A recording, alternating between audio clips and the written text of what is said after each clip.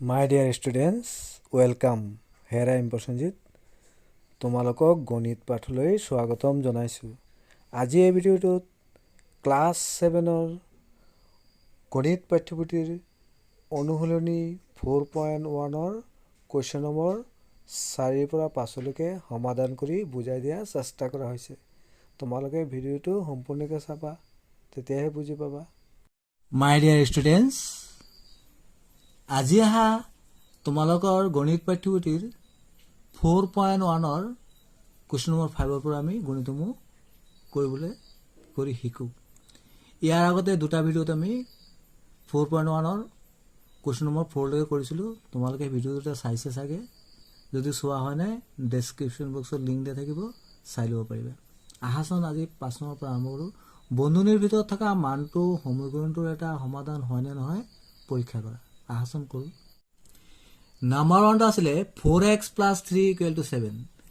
এতিয়া বন্ধনীৰ ভিতৰত xৰ মানটো কি দিছে 1। এতিয়া 1 বহালে এইটো xৰ মান 1, এই সমীকৰণটোৰ সমাধান হয়নে নহয় আমি পৰীক্ষা কৰিব লাগে। তো কিদৰে কৰিম? 4x + 3 = 7 দি আছে। সমীকৰণটোত x = 1 বহুৱালে আমি কি পাম? 4x + 3 আছিল তো 4 xৰ মানটো কিমান আছে 1 1 × 1 + 3 মানে 4x মানে 4ৰ লগত x ইনটু আছে, তো 4 × 4 + 3 4 3 কিমান 7, তো 7 হৈছে, তাৰমানে মিলি গ'ল। তো আমি কি লিখিব পাৰোঁ? এতেকে x = 1 সমীকৰণটোৰ এটা সমাধান।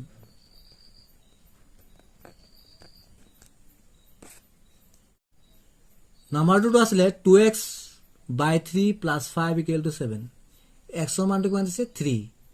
আমি যদি xৰ ঠাইত 3 বহাওঁ তেতিয়াহ'লে ইয়াৰ মানটো 7 হয় নে নহয় পৰীক্ষা কৰিব লাগিব। তাৰমানে যদি 7 ওলায় তেতিয়াহ'লে ভাবিম যে xৰ মানটো 3, এইটো এটা সমীকৰণটোৰ সমাধান হয়। আহাচন কৰোঁ। 2x / 3 + 5 = 7 দি আছে। সমীকৰণটোত x = কিমান আছিলে 3 বহুৱালে আমি পাওঁ, বহাই চাওঁ 2 × xৰ মান কিমান আছে 3 বাই কিমান আছে 3 + 5। আমি এইটো কাটি দিব পাৰোঁ, 3 3 কেঞ্চেল হৈ গ'ল। তো কিমান থাকিলে 2 + 5 কিমান হ'ল 7 হৈছে। তাৰমানে আমি কি লিখিব পাৰোঁ? এতেকে x = 3 সমীকৰণটোৰ এটা সমাধান।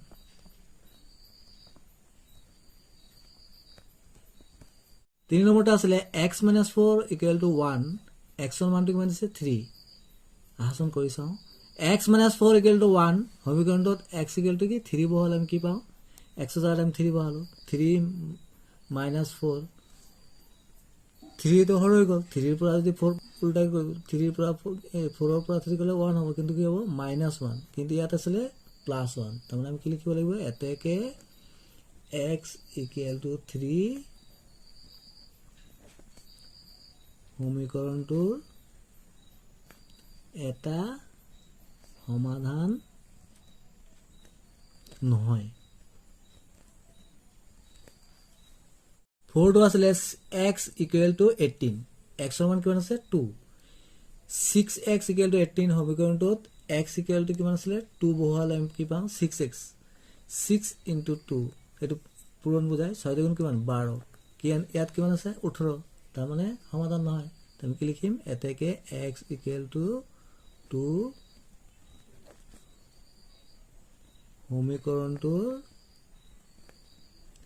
এটা সমাধান নহয়।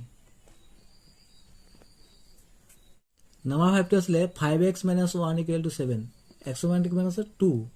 তো 5x - 1 = 7 সমীকৰণটোত x = 2 বহুৱালে আমি কি পাওঁ? বহাই চাওঁ 5 × xৰ মান কিমান 2 - 1 5 দুগুণ কিমান 10, 10ৰ পৰা 1 বিয়োগ কৰিলে কিমান হ'ব 9, তাৰমানে মিলা নাই। তেনেহ'লে আমি কি লিখিব পাৰোঁ? x = 2 সমীকৰণটোৰ এটা সমাধান নহয়।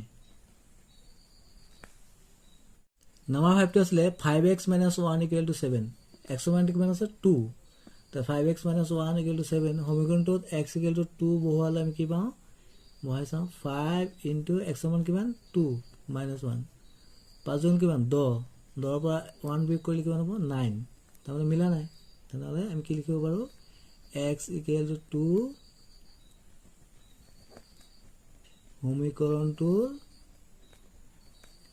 এটা সমাধান নহয়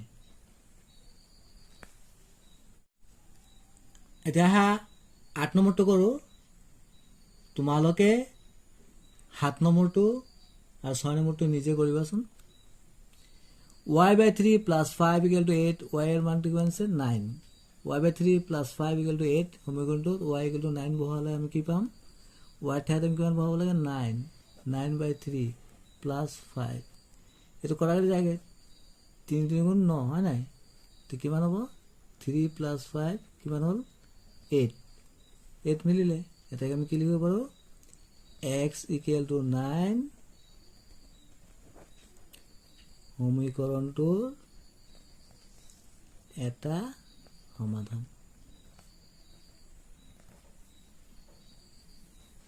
9 নম্বৰটো আছিলে p/5 + 4 = 5 p ৰ মানটো কিমান আছে 1 p/5 + 4 = 5 সমীকৰণটোত p = 1 বহালে p ৰ ঠাইত আমি 1 বহালোঁ /5 + 4 তুমি লসাগু কিমান ল'ম 5 ইয়াত থাকিলে 1 এতৰতে একো নাই 4 5 গুণ কিমান 20 21/5 নিমিলিলে 5 আছিলে এটা এইটো p = 1 সমীকৰণটোৰ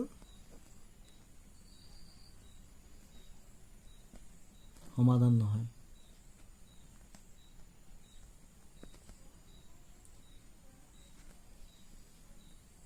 দহ নম্বৰটো আছিলে x/7 = 6 x ৰ মান দিছে 42 x/7 = 6 সমীকৰণটোত x = 42 বহালে আমি যে x ৰ মানটো 42 বহাওঁ /7 আমি যদি হাতৰ নামতা পঢ়ো 6 7 গুণ 42 মিলি গ'ল তাৰমানে 6 ওলাই গ'ল এটাকে আমি কি লিখিব পাৰোঁ x = 42 সমীকৰণটোৰ সমাধান হয়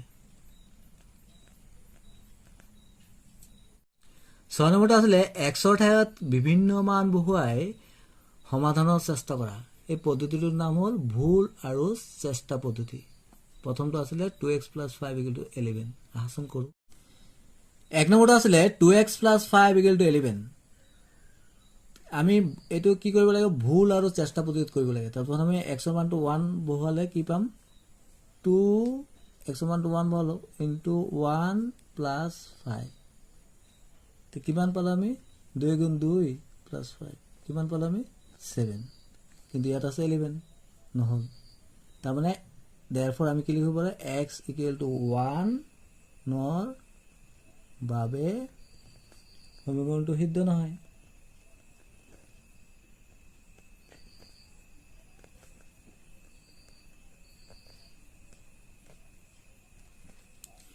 এতিয়া আমি x ৰ মানটো 2 বহাই চাওঁ তেতিয়া কি হ'ব 2 2x 2 * 2 + 5 2 গুণ 4 + 5 কিমান হ'ল 9 তো x ৰ মান যদি 2 ৰ বাবেও সমীকৰণটো সিদ্ধ নহয় তা নিমিলিলে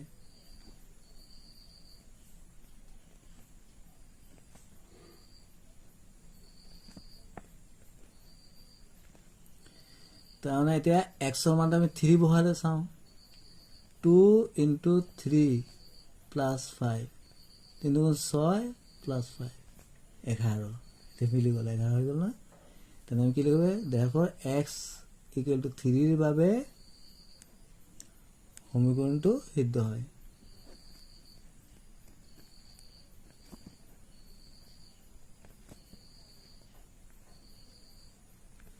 তাৰমানে therefore সমীকৰণটোৰ সমাধান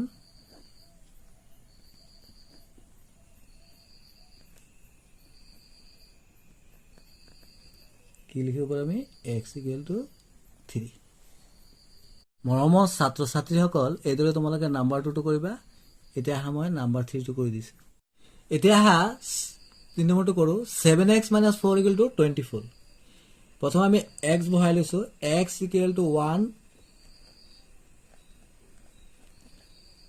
বহালে আমি কিমান পাম 7 আছিল তো 7 * 1 - 4 তাৰমানে কিমান হ'ল 7 * 7 - 4 7ৰ পৰা 4 গ'লে কিমান 3 তাৰমানে কি নহ'ল আমি কিমান পালোঁ 3 পালোঁ তাৰমানে আমি কি ক'ব পাৰোঁ 24 তো নাই পোৱা equal to not equal to 24 হয় নাই 24 তো নাপালোঁ সেইকাৰণে আমি কি লিখিব পাৰোঁ এতেকে সমীকৰণটো সিদ্ধ নহয় এইটো ক্ষেত্ৰত হয় নাই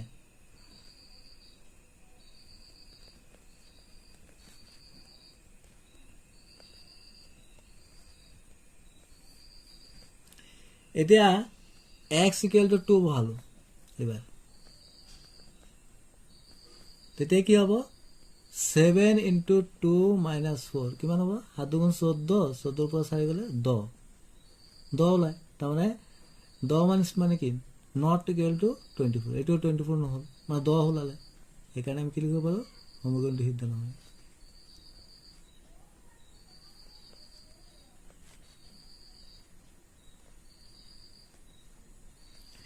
এতিয়া আহা x = 3 বহাওঁ x = 3 বহালে কি হ'ব 7 * 3 - 4 3 7 গুণ 21 21ৰ পৰা 4 গ'লে কিমান হয় 21ৰ পৰা 4 গ'লে 17 তো 17 মানে কি নট ইকুৱেল টু 24 24ৰ সমান নহ'ল তেনেহ'লে আমি কি হ'ব এইটো এতেকে সমীকৰণটো সিদ্ধ নহয়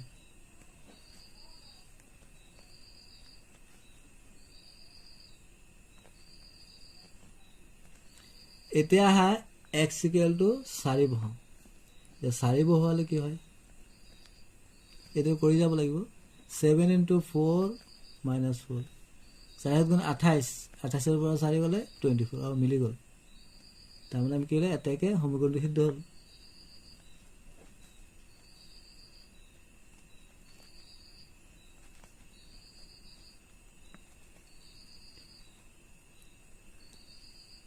তাৰমানে আমি কি লিখিব পাৰোঁ এতিয়া therefore x = 4 সমীকৰণটোৰ সমাধান তোমালোকে এইদৰেও কৰিব পাৰিবা